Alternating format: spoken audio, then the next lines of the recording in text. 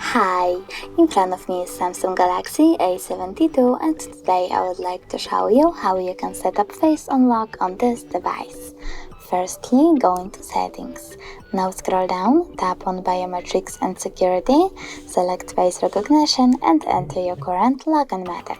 After that, read the disclaimer, tap on continue and answer the question, do you wear glasses?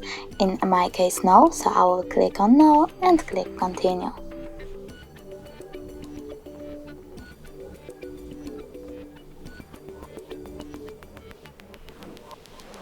Now, if you want to turn off Stay on Lock Screen Until Swipe feature, click on the switcher.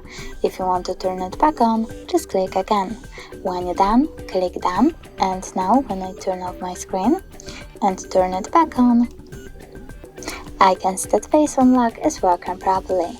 Thanks so much for watching. If you enjoyed this video, smash that like button, comment and subscribe.